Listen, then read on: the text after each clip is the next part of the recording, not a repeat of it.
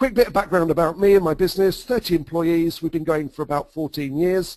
I spend most of my time training, speaking, facilitating, researching. I've written about 20 books, including Go Mad, The Art of Making a Difference, and that's one of the free gifts at the end if you're interested in reading that. The Go Mad thinking system now has been used by well over 250,000 people in over 4 countries, and that's what I'm going to be introducing you to. I presented over 200 audio and video programs on a variety of personal and business success subjects. A couple of years ago, I was winner of a national training award for some work we did in a large retail organisation, and a couple of years ago, I was Entrepreneur of the Year for Leicestershire. So I guess it makes me a little bit different being a businessman and also involved in HR and training. So that's me, that's what I look like, just in case you're curious about the face behind the voice. And that's where I'm actually broadcasting from, which is actually part of our farm complex here in the heart of Leicestershire. So something that you need to know, where did this all start? Well, going back to 1998, we had a passion statement. And this is the passion statement that was developed, about 90 words, where my coach at the time, Tim, asked me what I was passionate about. And you'll see down there that some of those words were making a difference. So we did some research back in 1998, and we said we wanted to research a question. And this was the question: what is the simplest way of explaining the success process that people naturally use when making a difference? Now, I have to admit to you we made a mistake with this question, because there was not a process that we discovered. Instead, what there was a system, a framework, and in its widest application, this can be used to help people think in a solution-focused thinking way. So here's the framework that I invited you to draw earlier, and what I'm going to do is I'm going to talk you through this and invite you to think about maybe a difference that you're interested in making. So think about a difference that you'd like to make, and I'm going to introduce you to these 7 key principles. The first of which is a reason why. So reason why is all to do with motivation, desire, passion, the strength of your desire. So think to yourself, you know, if you're going to make a difference, any sort of difference, what is my reason why for that? Now, if we build on that and we say, right, what is my clearly defined goal? What we've actually got here is the why and the what. Now, I know that in most UK businesses, certainly large UK businesses, they use SMART as a goal-defining technique. But what we identified from our research was that there were 4 different types of goal-defining that was happening. Only one of these was SMART. Now, while SMART is great for tasky-based projects, you and I probably know that 8 out of 10 managers can tell you what SMART stands for, but cannot really define a SMART goal. There's another type of goal called qualitative, and this is for the softer, touchy-feely stuff. For example, employee morale, or it could be for confidence or the quality of customer relationships. You can't easily define that in SMART goals. And my experience tells me that probably about 1 in 5 goals in the workplace shouldn't be a SMART goal, it should be a qualitative goal. Then there's something called umbrella goals, which is great for projects. And the final one is a vision, where we're using our imagination to go forward, very much used in leadership development.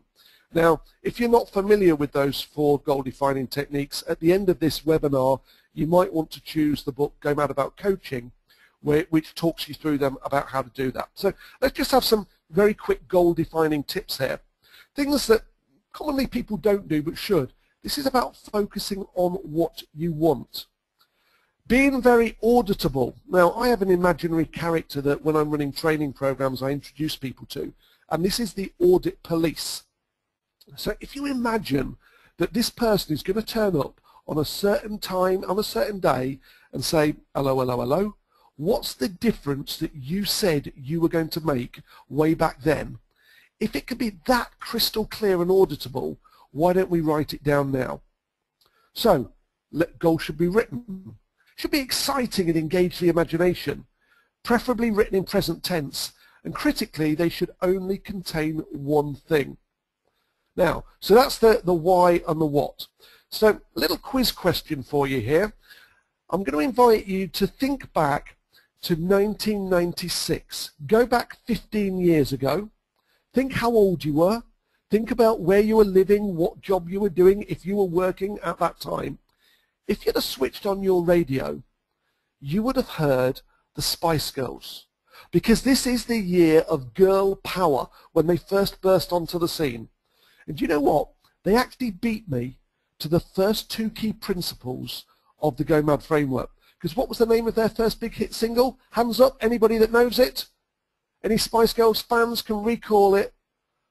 Oh, 10% of you can. It was Wannabe. Oh, 20% now.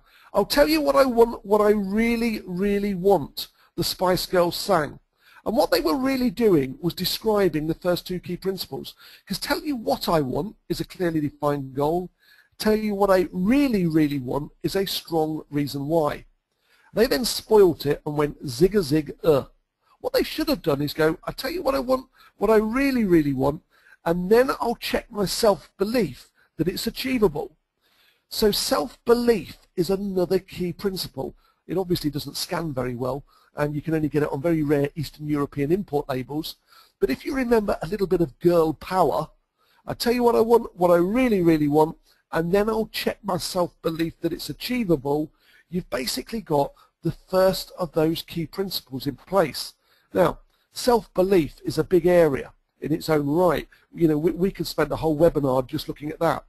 But let's just look at this in the context of, if you imagine this is you and the yellow box is everything that you currently believe is achievable.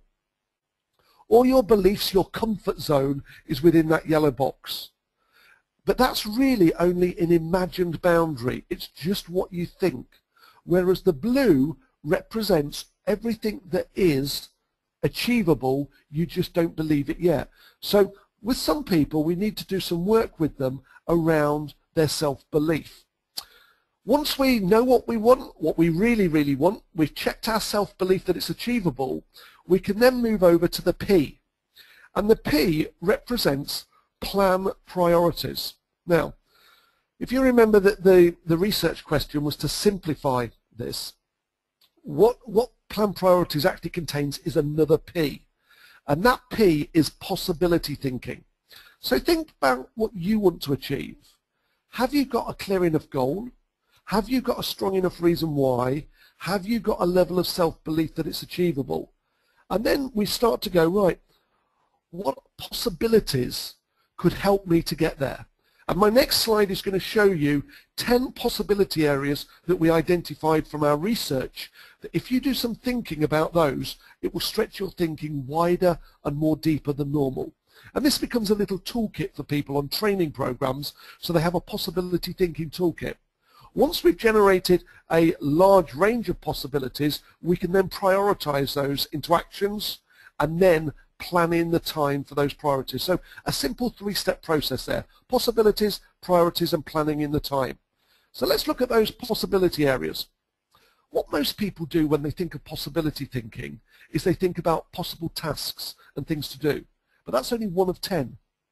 We could look at the possible resources required, or stuff, materials, equipment. We could look at the possible reason for involving others, how others could possibly help you. And then we could explore who to possibly involve. Then, how could we possibly communicate those goals, our goal to others? And how could we possibly gain their buy-in? So this is about gaining commitment and influencing them. But it's also useful to consider the possible obstacles. What might get in the way? And then, what are the possible risks and implications of moving towards that goal? Some of these will be quite tangible, health and safety risks, but some of them might be less tangible, like the risk of excluding somebody, okay, and not getting their buy-in, or the implication of, if I've only got a certain amount of resource and I use it in going in this direction, by implication I won't have that resource to go elsewhere. And then once we've done that, because this is a solution-focused methodology, we will think, all right, what are the possible ways of overcoming those obstacles or minimizing them? And then finally, what possible assumptions and self-imposed limitations have we got? So that's a set of 10 possibility thinking tools and questions that we can ask ourselves. But if we're looking at this from a coaching context, if you're contrasting this with, for example, the GROW model, that would only talk about the O being for options. Whereas when we're using the Go Mad framework for coaching, that people get given this 10 possibility thinking areas, and those 10 areas are good for everything. So let's just recap where we are. Here we are back in the Go Mad framework. We've got our goal, checked our self-belief, understood what our strong reason why is. We then generated a whole range of possibilities and started to plan our priorities. Now, if we look at involve others, 4 of those 10 possibility areas that I just showed you related to involve others. Reasons to involve, who could I possibly involve, ways to get buy-in. In fact, if I just click something here, just bear with me, I just want to highlight something for you. You see that the red dot here is moving between the defined goal and involving others. This is what we call the buy-in line. So you've got your goal, you know what you want, you know who those others are that could possibly help you. But this line here represents everything to do with communication. That could be written, verbal communication. It's about influencing. How could I possibly communicate my goal to these people, and how can I influence them to say, yes, I want to get involved in that? Okay, let me just get rid of that. Okay, so that's the involving others. Now, you'll see here at the moment that what we've got is essentially 2 triangles. We have the red triangle that I call the internal triangle, because you can't see and touch it. Self-belief is about, you know, your confidence, your head. Reason why is about desire, your motivation. This is about your goal that hasn't yet been communicated to anybody else. When we get over and do that possibility thinking, the planning, the prioritizing, the involve others, that's all external to the body. So that's what we call our external triangle.